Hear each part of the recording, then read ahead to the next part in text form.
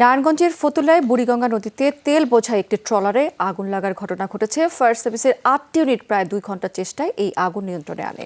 এ বিষয়ে আরও জানাতে আমার সাথে যুক্ত হচ্ছেন সহকর্মী আমির হোসেন স্মিথ। আগুন ঠিক কিভাবে লাগলো এর সূত্রপাত একটু জানতে চাই, পাশাপাশি এখন কি অবস্থা এবং ক্ষয়ক্ষতির পরিমাণ এবং কোনো হতাহতের ঘটনা ঘটেছে কিনা।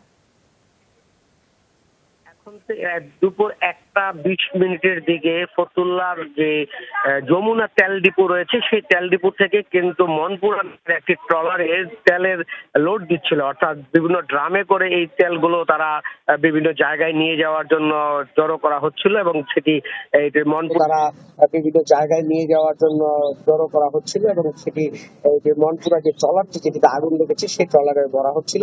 ঠিক সেই মুহূর্তে কিন্তু এখানে রান্না বান্নার কাজ করা হচ্ছিল বলে আমাদেরকে একটি নির্ভরযোগ্য সূত্র জানিয়েছেন। সেই থেকেই হয়তো আগুনের সূত্রপাত ঘটেছে।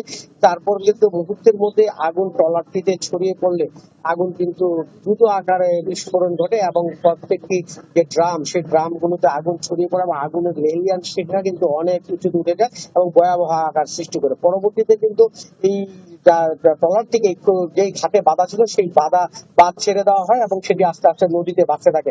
পরবর্তীতে খবর পেয়ে ফায়ার সার্ভিসের কর্মীরা আসেন, কিন্তু ততক্ষণে কিন্তু প্রায় 1.5 ঘন্টার মতো এই ট্রলারটিতে আগুন জ্বলতেই থাকে। কিছুক্ষণ আগে সেখানে কিন্তু ফায়ার সার্ভিসের বিভিন্ন যে ইউনিট থেকে পানি নিক্ষেপ করে সেই আগুন কিন্তু ইতিমধ্যে নিয়ন্ত্রণ করা হচ্ছে এবং এই নদী চলাচল ব্যাহত না হয় সেই জন্য কিন্তু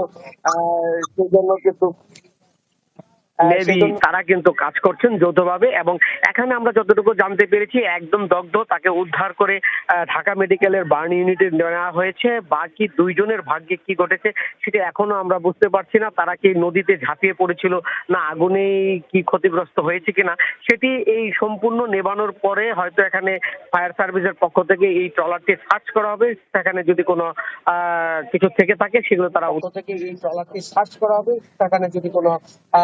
কিছু থেকে থাকে সেগুলো তারা উদ্ধার করবে।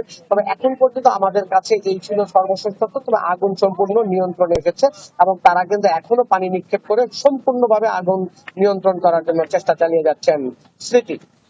স্মিথ, অনেক ধন্যবাদ আপনাকে।